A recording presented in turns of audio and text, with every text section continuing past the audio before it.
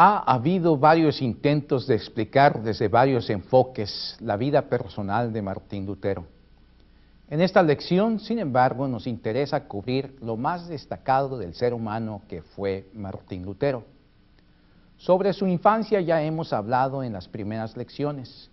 Los años de su formación académica, su entrada al monasterio y su ordenación al sacerdocio, así como sus inicios en la profesión de maestro de Biblia, también son temas que ya hemos cubierto. Igualmente ya hemos mencionado su vida en los primeros años al inicio de la Reforma. Hemos destacado además su valor ante los delegados papales que negociaron con él e incluso su comparecencia ante el emperador Carlos V en la Dieta de Worms. En esta lección trataremos de asomarnos más de cerca a la vida personal del reformador. Empezaremos mencionando que uno de los temas en desacuerdo con la tradición romana se centraba en el entendimiento que se tenía sobre el matrimonio de aquellos hombres y mujeres que habían dedicado sus vidas al servicio de Dios y la Iglesia. Previo a la aparición del documento La cautividad babilónica de la Iglesia en 1520, Lutero ya había observado la irregularidad de los votos monásticos, puesto que implicaban la promesa obligada a vivir en el celibato demandada por la Iglesia a quienes buscaban ser monjes y sacerdotes. Caso contrario, el oficio de dirigentes eclesiásticos estaba fuera del alcance de quienes no llenaran este requisito. Desde que Lutero había realizado concienzudos estudios bíblicos y estudios sobre la historia de la Iglesia, especialmente intensificados a raíz de la controversia sobre las indulgencias, se había percatado de una variedad de detalles. No había escapado a su atención la forma en cómo había llegado a existir el celibato de los sacerdotes. Vale decir que Lutero no demoró en discrepar contra la práctica impuesta a los sacerdotes, intensificada por el propio Papa Gregorio VII a fines del siglo XI, y especialmente contra el decreto del celibato obligatorio de los sacerdotes, que desde el año 1123 se había determinado en el primer concilio de Letrán. Este concilio, bajo la tutela del Papa Adrián IV, había con tal decreto anulado tajantemente los matrimonios de un buen número de sacerdotes. Al decreto del primer concilio de Letrán hay que mirarlo en una dimensión más amplia. A principios del siglo XII se encontraba el papado reclamando la supremacía no solo en asuntos religiosos, sino también en la esfera secular. Con este decreto se reforzaba tal reclamo y se enviaba al emperador en turno y a los gobernantes en otros lugares el mensaje que el Papa tenía tal poder en la Iglesia y otros lugares fuera de ella como para someter a aquellos que servían en la Iglesia. El tema del celibato, por cierto, es un tema que se ha discutido casi desde la era apostólica de la Iglesia.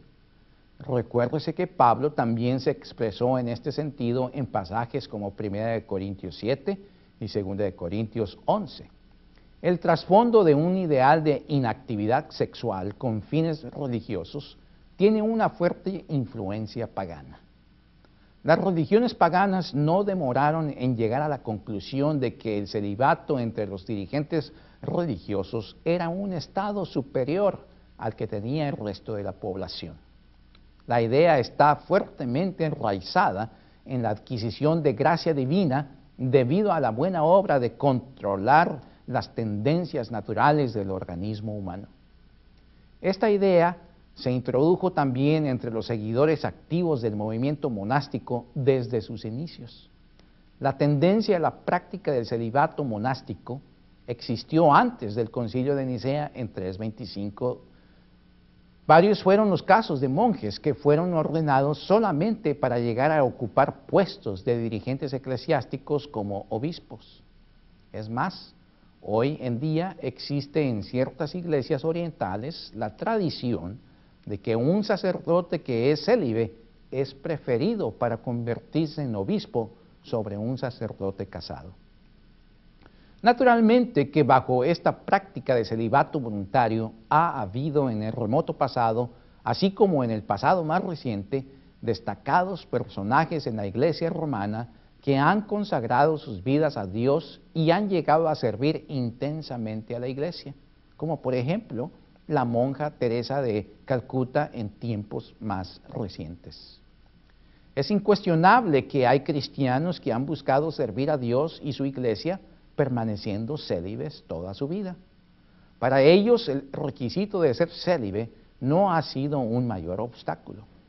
Pero también es cierto que este requisito para servir a la Iglesia ha sido motivo de verdaderos escándalos dentro de la Iglesia, como aquellos en que aún papas tenían hijos con varias mujeres, o el problema y escándalo más grande al que la Iglesia romana se enfrenta hoy día, con el homosexualismo de sacerdotes y lesbianismo dentro de mujeres, de monjas, o la actividad sexual escondida que se ha practicado entre monjes y sacerdotes con monjas u otras mujeres, y a veces hasta con hombres.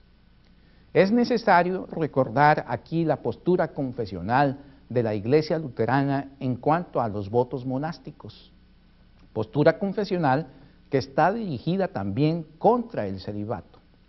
En el artículo 23 de la Confesión de Augsburgo lo trata como un abuso.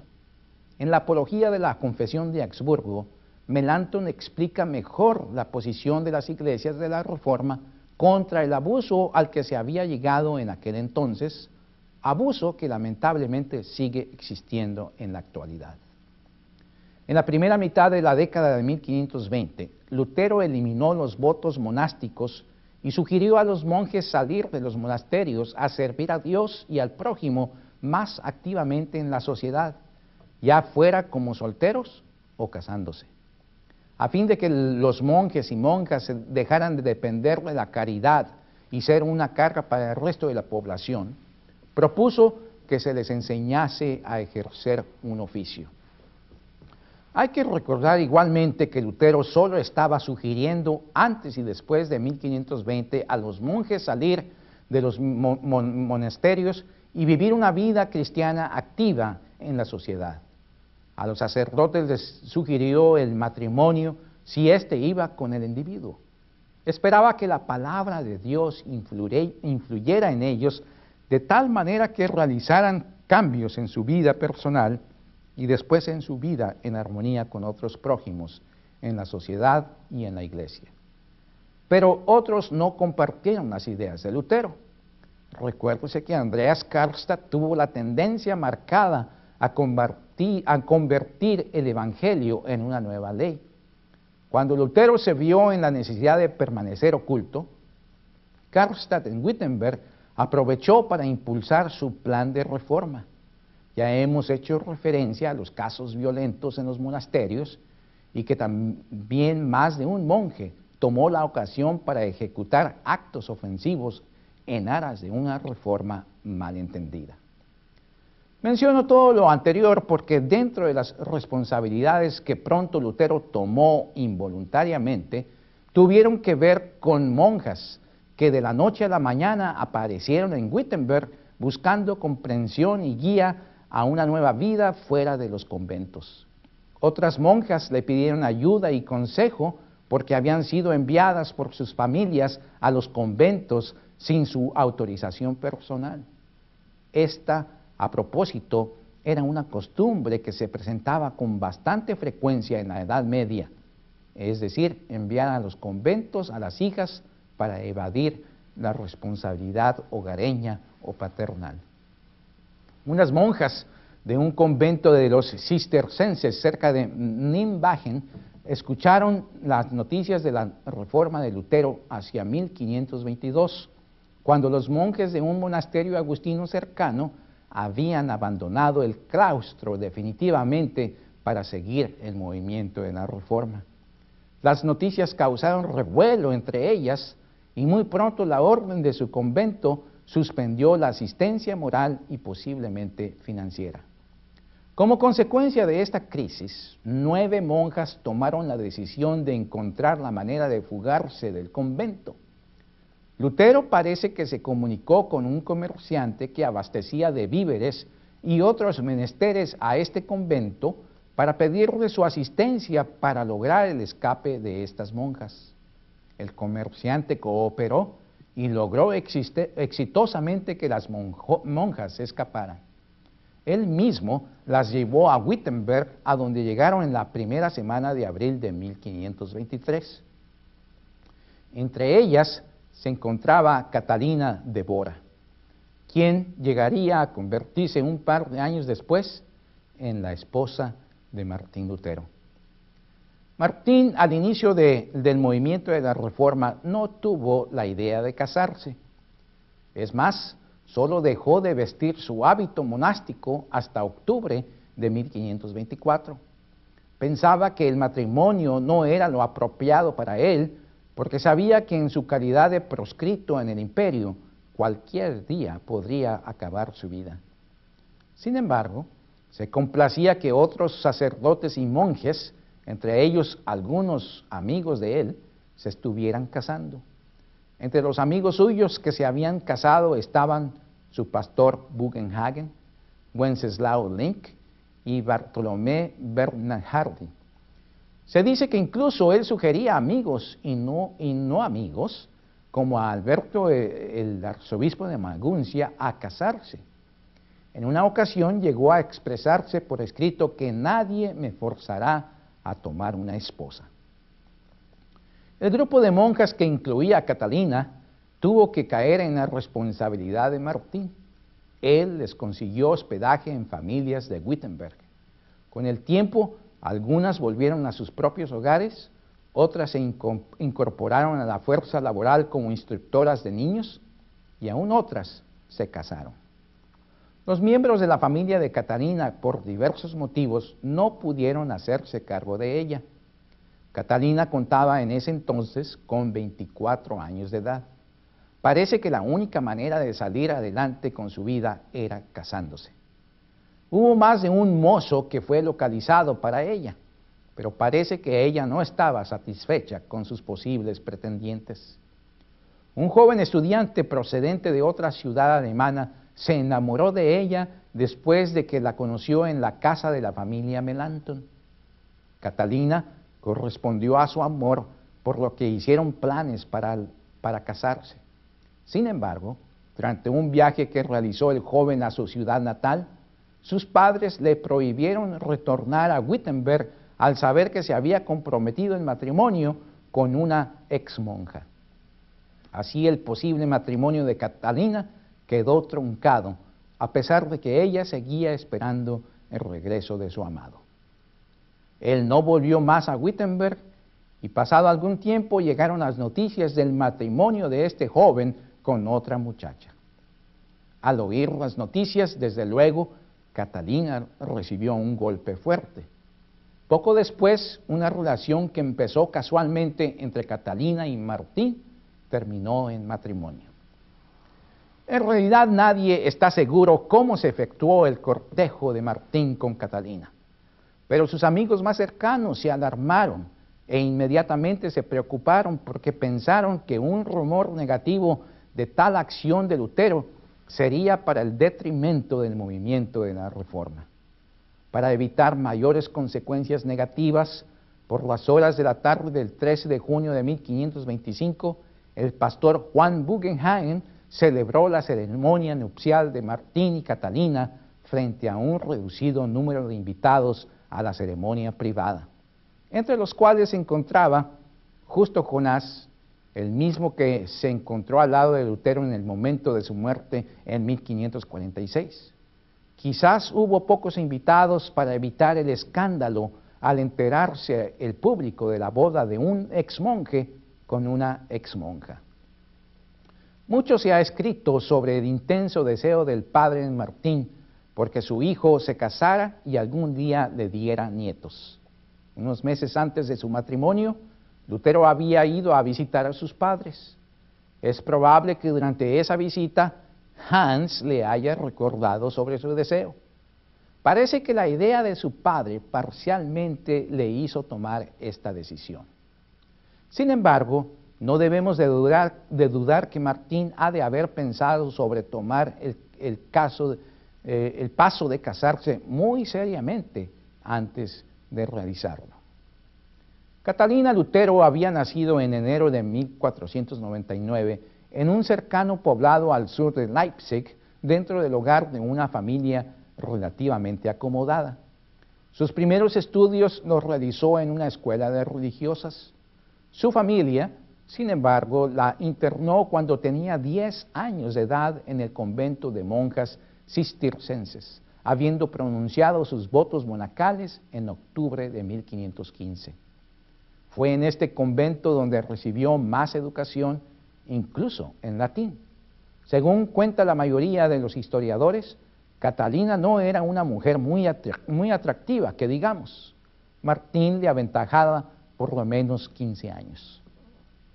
El matrimonio de Lutero, el 27 de junio, fue anunciado públicamente en una ceremonia en la iglesia del pueblo de Wittenberg. Sus padres habían sido invitados a acudir. Produjo alegría en algunos de sus amigos, pero desconcierto en otros. Pero aún Alberto, el arzobispo de Maguncia, envió presentes a la fiesta celebrada en el claustro negro, como le empezaron a llamar al que fuera el monasterio de los agustinos en Wittenberg. La ciudad de Wittenberg se encargó de proveer las bebidas refrescantes. El nuevo elector de Sajonia, el duque Juan, permitió que la pareja viviera en el claustro negro, lugar que casi estaba desierto. Lutero, junto con otro monje, en los últimos años eran los únicos que lo habían habitado. Las reacciones negativas ante la noticia del matrimonio de Lutero no se hicieron esperar, principalmente de aquellos que eran, desde luego, sus detractores. Aún entre sus simpatizantes se expresaron ciertas opiniones negativas. Por ejemplo, decían que Martín se casó en un momento inoportuno, cuando la guerra estaba haciendo mella en muchos lugares, que a Lutero no le importaba después de todo la reforma de la Iglesia, que los avances en la reforma habrían de sufrir retrasos considerables y en algunas partes desaparecerían del todo, y así por el estilo. La calidad, humanamente hablando, de vida que Lutero tuvo después de casarse mejoró considerablemente. Antes de su matrimonio comía en horas irregulares, la limpieza de su habitación no era realizada frecuentemente, etc. Pero al lado de Catalina, su vida empezó a tener relativamente más comodidades y organización, comidas caseras calientes a horas más regulares, calidad higiénica del lugar y mejor organización y presentación personal. Catalina, además, con el tiempo mostró ser una esposa muy responsable en sus deberes. Incluso organizó una pequeña huerta en el patio del claustro negro. También se las arregló con el tiempo para proveer de leche fresca para su familia. Años después, fue ella la responsable de la compra de una granja propiedad de su hermano en un poblado varias horas de distancia. En más de una ocasión, Lutero llegó a ponderar abiertamente a su esposa frente a sus amigos. No le daba pena afirmar delante de conocidos o desconocidos que daba gracias a Dios por ella. En junio de 1526 nació Juan, el primer hijo, trayéndoles a ambos y a muchos amigos de la pareja inmensa alegría. En total tuvieron 6 hijos. La segunda criatura fue una niña que nació en diciembre de 1527 y a la que nombraron Elizabeth, pero lamentablemente la niña falleció antes de que cumpliera 1 año de vida. La pena de sus padres fue inmensa, como la de cualquier pareja que pierde a hijos. Su tercera criatura fue también una hija a la que le llamaron Magdalena. Esta niña nació en mayo de 1529, poco antes del coloquio de Marburgo, y para noviembre de 1531 recibieron el don de su segundo hijo, a quien bautizaron con el nombre del padre, Martín. La familia siguió creciendo con la llegada del tercer varón, Pablo, quien nació en 1533. Por último, en 1534 vino al mundo la tercera hija de la pareja. Le pusieron por nombre Margarita. ¿Cómo educaron los Lutero a sus hijos? Todo indica que Martín podía ser un excelente padre, pero también en ocasiones que lo ameritaban, podía ser rígido en la disciplina de sus hijos y en la casa. Lutero disfrutaba como padre a sus hijos, pero la disciplina y el cuidado cercano de ellos cayeron mayormente en Catalina. Esto es comprensible debido al tipo de trabajo que Martín desempeñaba. Sin embargo, bajo ninguna circunstancia su ocupación no debe interpretarse en el sentido que Lutero era muy distanciado de los hijos. Catalina demostró ser una excelente administradora de los recursos no tan abundantes de la familia. En su casa dio albergue a estudiantes y no pocos visitantes frecuentes. Además, también trajo a vivir consigo a algunos parientes, especialmente sobrinos o tías. En ocasiones es muy conocido el hecho de que Martín, sin previo aviso a Catalina, con frecuencia llegaba a casa acompañado de uno o varios amigos a quienes había invitado a disfrutar una comida en su casa. Con frecuencia, la comida o cena se prolongaba en la conversación de sobremesa. Son famosos e interesantes sus diálogos de sobremesa que algunos estudiantes o amigos apuntaron. Trata en estas conversaciones una diversidad de temas en una manera informal. Pasar el tiempo con él parece haber sido una cosa muy amena. Además, en la familia, la música era un elemento destacado. No debemos pasar por alto que Martín fue un excelente músico. Eran frecuentes las ocasiones en que la familia cantaba junta. También en ocasiones los visitantes invitados se unían al espíritu festivo musical de los Lutero. El espíritu festivo de la música en Lutero lo transmitió también fuera del hogar, especialmente, desde luego, a la iglesia. Conviene recordar que Lutero compuso unos himnos para ser cantados por la congregación. En un sentido, él, como reformador de la iglesia, también apoyó la reintroducción del canto congregacional participativo. Lutero, además de componer himnos para la iglesia, también compuso una liturgia para ser usada por el pueblo alemán. Es muy probable que Lutero tuviera una voz sonora que le sirvió muy bien para predicar en ocasiones a miles de feligreses reunidos en iglesias sin necesidad de gritar. La misma voz suya probablemente era agradable para el canto. Son famosos varios himnos de Lutero. Entre ellos, algunos aparecen en los himnarios no solamente de la iglesia luterana, sino de muchas otras denominaciones cristianas. Castillo fuerte es nuestro Dios, sosténnos firmes, oh Señor, del alto cielo bajo yo, son unos de los himnos de Lutero que se han traducido al español. Otra de las cosas que Lutero verdaderamente disfrutaba hacer en sus muy contados ratos de descanso era dedicar tiempo a cuidar de su jardín. Algunos amigos le mandaron desde muchos lugares en Alemania obsequios de semillas y plantas.